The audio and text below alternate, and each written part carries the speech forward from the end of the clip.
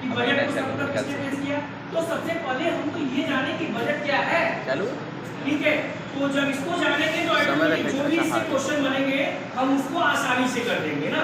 तो इसको समझ लीजिए, फिर हम आपके क्वेश्चन का रिप्लाई देंगे। बजट का मतलब होता है कि एक वित्तीय वर्ष में किए गए आय और व्यय के लेखा जोखा को हम बजट कहते हैं। अब ये कोई नहीं कहे कि हम अपने प्लेन को घुमा रहे थे सर, एक साइड में घुमा के तो क्या वो बजट होगा, नहीं होगा।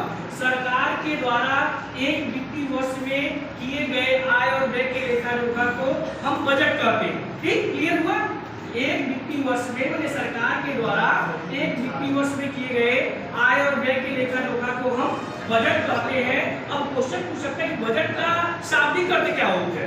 तो बजट का शाब्दिक अर्थ होता है चमड़े का थैला, है ना। बजट को किस सूची में रखा गया है, तो बजट को समवर्ती सूची में रखा गया है, इसलिए क्योंकि राज्य भी बजट पेश करता है अपना और संघ भी बजट पेश करता है। बजट को कौन पेश करता है, तो बजट को वित्त मंत्री पेश करता है। क्लियर हुआ कि बजट क्या है। अब आप क्वेश्चन बोलिए, क्वेश्चन बोलिए। बजट को किस सूची में रखा गया है, तो बजट को समवर्ती सूची में रखा गया है। नोट कर लीजिएगा कि बजट को समवर्ती सूची में रखा गया है। समवर्ती सूची क्या होता है, तो सुन लीजिएगा, जिसमें राज्य और केंद्र दोनों विधियां बनाती है वो समवर्ती सूची के अंतर्गत आता है। ठीक है, समवर्ती सूची में अगर आप देखें तो कितने विषय हैं, मस्त क्वेश्चन है, कितने विषय हैं, तो हमारा आंसर होगा समवर्ती सूची में 52 विषय है। समवर्ती सूची की भाषा किस देश से लिया गया है, ये भी क्वेश्चन है, बड़े एग्जामों में बहुत बार पूछता है। तो आपका रिप्लाई होगा कि सर समवर्ती सूची की जो भाषा ली गई है वो लिया गया ऑस्ट्रेलिया से। ठीक है भैया, क्लियर हुआ। मैंने कोई भी क्वेश्चन अगर बन रहा है ना, उसको बना के पूरा पढ़ ले कि किसी भी एंगल से दे तो हम एग्जाम लीड करें, ये होना चाहिए ना। ये नहीं कि ये क्वेश्चन पर समवर्ती सूची है ना, बजट की सूची में रखा है, समवर्ती सूची पर नहीं, पूरा जो क्वेश्चन उससे बन रहा है उसको बनाइए आप। ठीक है, अब इसमें जैसे ऐसे भी पूछ सकता है कि समवर्ती सूची में मूल कितने विषय थे, तो मूल कितने थे, 47। ठीक है, मूल कितने थे, 47। लेकिन आज अगर संख्या के आधार पर हम देखें तो 52 विषय हैं समवर्ती सूची में। ठीक है, इसमें दोनों जैसे विवाह हो गया, शिक्षा हो गया, है ना, विवाह विच्छेद हो गया, ये इसमें दोनों विधियां मैंने संघ भी विधि बना सकती है, केंद्र भी विधि बना सकती है। लेकिन इम्पोर्टेंट इसमें है, ध्यान दीजिएगा भैया, कि यदि दोनों की विधियों में मैंने केंद्र में विधि बना ली और राज्य में विधि बना ली, दोनों की विधियों में जब टकराव होगा तो किसकी विधि को प्रभावी माने, किसकी विधि को सही माना जाएगा, तो आपका आंसर होगा कि संघ की विधि को प्रभावी माना जाएगा। आगे बताइए। भारतीय बजट का जनक जेम्स विल्सन महोदय को माना जाता है, क्योंकि जेम्स विल्सन महोदय ने 1860 में सबसे पहले बजट को प्रस्तुत किया था। सबसे पहले जो है लॉर्ड कैनिंग के समक्ष इन्होंने बजट को प्रस्तुत किया, इसलिए भारतीय बजट का जनक जेम्स विल्सन महोदय को माना जाता है।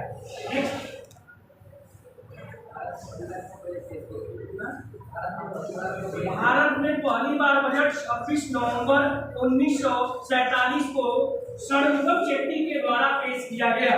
26 नवंबर 1947 को स्वतंत्र भारत का अगर बजट देखिए आप तो 26 नवंबर 1947 को षणमुगम चेट्टी के द्वारा प्रस्तुत किया गया। क्योंकि मैंने बताया कि बजट कौन पेश करता है, तो वित्त मंत्री पेश करता है, और आप भारत के पहले वित्त मंत्री थे। कौन? पहले वित्त मंत्री का गौरव प्राप्त किया षणमुगम चेट्टी। तो ये भी आपसे क्वेश्चन पूछ सकता है। आपका राइट आंसर हो जाएगा 26 नवंबर 1947। हो गया समझा? आगे का नाम लिखिए। क्या बजट पेपर का नाम? षणमुगम चेट्टी। षणमुगम चेट्टी लिख दीजिए। षणमुगम चेट्टी, चेट्टी भी षणमुगम चेट्टी है, ये है बजट पेश करने वाले। आगे वित्तीय बजट का उल्लेख, वित्तीय बजट का उल्लेख अनुच्छेद 112 में है। राइट आंसर है, वित्तीय बजट का उल्लेख अनुच्छेद 112 में प्रावधान किया गया है। नेक्स्ट क्वेश्चन, बजट का शाब्दिक अर्थ अभी हमने बताया चमड़े का थैला। बजट का शाब्दिक अर्थ होता है चमड़े का थैला।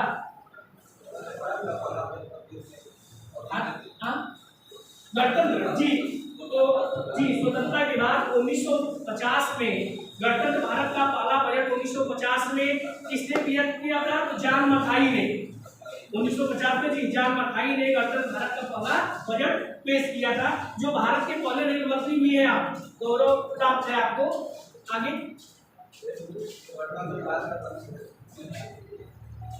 क्या वही बताया ना, गणतंत्र भारत का पहला बजट जो है अभी तो बताया जॉन मथाई ने पेश किया है। गणतंत्र भारत का सर्वप्रथम चेट्टी सबसे अधिक बार बजट पेश करने वाले तो मोरारजी देसाई हैं, 10 बार। नोट कर लीजिएगा कि सबसे अधिक बार बजट किसने पेश किया है, मोरारजी देसाई, 10 बार इन्होंने बजट पेश किया है। सबसे प्लस पॉइंट है मोरारजी देसाई जो है भारत के ऐसे प्रधानमंत्री है जिनका जन्मदिन 4 वर्ष बाद आता है। उसमें भी इम्पोर्टेंट है,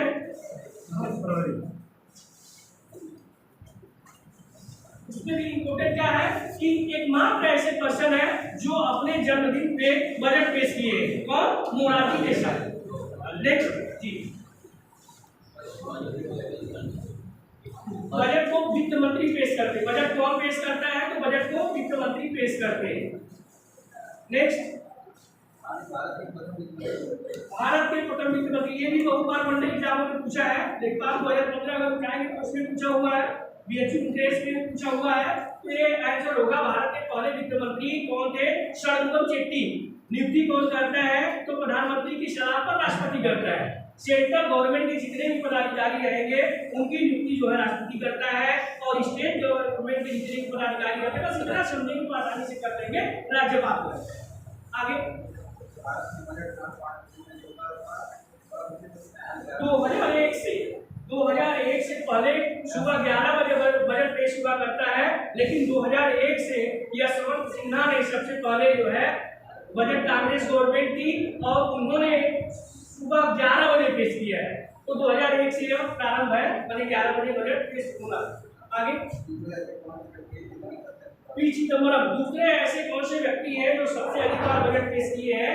तो वो है आपके पी चिदम्बरम, जिन्होंने 9 बार बजट को पेश किया। 9 बार है, 8 बार, 9 बार हमने देख लेंगे, लेकिन 9 बार है जो भी किया हुआ है, देख लेंगे, आपको बता देंगे। लेकिन 9 बार मैं भी नोट भी किया हूँ, ठीक है, नोट्स भी लिखा हूँ 9 बार। आगे इंदिरा गांधी, इंदिरा गांधी पहली ऐसी महिला है, सबसे पहले वह प्रधानमंत्री थी और कार्यवाहक के रूप में वो पद ली हुई थी वित्त मंत्री का, तो उन्होंने सबसे पहले बजट। अगर ध्यान दीजिए यहाँ एक क्वेश्चन है, अगर पूर्णकालिक पहली वित्त मंत्री पूछे तो निर्मला सीतारमण है, लेकिन अगर वैसे पूछ रहा है तो इंदिरा गांधी को माना जाएगा, क्योंकि इंदिरा गांधी प्रधानमंत्री रहते हुए उस पद को संभाली है। पूर्णकालिक का मतलब होता है कि 5 वर्षों के लिए चयनित करना। जैसे कोई भी मंत्री बना तो 5 वर्ष तक रहेगा ना, अगर कोई वैसा कार्य नहीं किया जो हटाया नहीं गया तो सामान्यतः 5 वर्ष के लिए चुका जाता है। तो पूर्णकालिक में अगर पूछा जाए तो निर्मला सीतारमण, और वैसे पूछा जाए तो भारत की जो है पहली वित्त मंत्री के रूप में इंदिरा गांधी सुशोभित होती है। आगे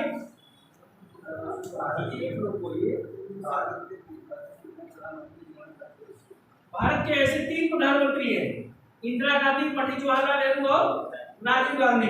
3 ऐसे प्रधानमंत्री हैं जिन्होंने बजट पेश किया है, वो मैंने बता दिया, पंडित जवाहरलाल नेहरू, इंदिरा गांधी और राजीव गांधी। नेक्स्ट, वो एकमात्र व्यक्ति जो अपने जन्मदिन पे, वो अभी हमने बताया मोरारजी देसाई। मोरारजी देसाई ऐसे पर्सन है जो अपने जन्मदिन पे जो है 2 बार इन्होंने अपने जन्मदिन पे बजट पेश किया है अभी तक इतिहास में, भारतीय इतिहास में। आगे अंतरराष्ट्रीय परिषद का उल्लेख किस अनुच्छेद में? यही है ना, तो अनुच्छेद 263, जिसका अध्यक्ष प्रधानमंत्री होता है। वर्ष में इसका 3 बार जो है सत्र चलाया जाता है, ठीक है। क्या है? अंतरराष्ट्रीय परिषद, अनुच्छेद 263 में इसका उल्लेख किया गया है, और अध्यक्ष कौन होता है? तो प्रधानमंत्री होता है। नेक्स्ट, नादिर शाह, जब आक्रमण किया था, आपने पढ़ा होगा 1739, है ना, उस समय मोहम्मद शाह रंगीला शासक था और उसको हरा देता है। तो यहाँ जो आपका आंसर होगा कि जब नादिर शाह आक्रमण किया था तो उस समय शासक कौन था? मोहम्मद शाह रंगीला, है ना। तो लिख लीजिएगा, मोहम्मद शाह रंगीला किस वंश का शासक था? तो मुगल वंश का शासक था। नेक्स्ट ईरान का नेपोलियन कहा जाता है नादिर-शाह को। और भारत का नेपोलियन को समुद्र को कहा जाता है विशेष आर्थिक स्पीड ने कहा था क्या कोलंबिया किस रेखा पर स्थित है, ये क्वेश्चन होगा। कोलंबिया भूमध्य रेखा पर स्थित है ना। भूमध्य रेखा इंपोर्टेंट है, इसे सुन लीजिएगा। भूमध्य रेखा पर कुल 13 देश है। भूमध्य रेखा पर कुल कितने देश है? 13 देश है। अगर भूमध्य रेखा किसे कहते हैं तो पृथ्वी को दो बराबर भागों में बांटने वाली रेखा को भूमध्य रेखा कहते हैं। पृथ्वी को दो भागों में बांटने वाली रेखा को भूमध्य रेखा कहते हैं, है ना। अब क्वेश्चन पूछेगा कि भूमध्य रेखा को दो बार काटने वाली नदी का नाम, तो कांगो नदी जायरे में बहती है ना। जायरे में बहती है, ये पड़ता अफ्रीका महाद्वीप में। ये क्वेश्चन पूछता है, इसलिए मैं आपको बता दे रहा हूँ। यही देखेंगे, ये आपका भूमध्य रेखा है। अक्षांशों का सबसे निम्न ताप कहाँ आता है तो भूमध्य रेखा पे आता है। देशांतरों की सबसे अधिक दूरी कहाँ पाई जाती है? भूमध्य रेखा पर। केमिस्ट्री क्वेश्चन इसे भूमध्य रेखा कहते हैं या विषुवत रेखा कहते हैं या तो इक्वेटर बोलते हैं। ठीक है, आगे बांग्लादेश कर्क रेखा पर स्थित है। कर्क रेखा मतलब 23.5 उत्तरी अक्षांश को हम कर्क रेखा कहते हैं, जिसपे 18 देश स्थित है। और भारत की बात करें तो भारत के 8 राज्य कर्क रेखा 8 राज्यों से होकर गुजरती। मित्र पर गमछा ढाल मिस्र, मिजोरम, त्रिपुरा, पश्चिम बंगाल, से राजस्थान। मित्र पर गमछा से गुजरात, से मध्य प्रदेश, 6 से छत्तीसगढ़, यहाँ से झारखंड। ये 8 राज्य। कभी कभी ऐसे एग्जाम में पूछ देता है कर्क रेखा भारत के किस राज्य से होकर नहीं गुजरती, वो 8 का नाम याद है, आसानी से कर लेंगे। कर्क रेखा को 2 बार काटने वाली नदी का नाम कितना? माही। ठीक है, माही नदी है, किस देश में बहती है ये पूछ सकता है, तो आपका आंसर हो जाएगा कि सर भारत में बहती है। नेक्स्ट क्वेश्चन हो गया, चलिए बस।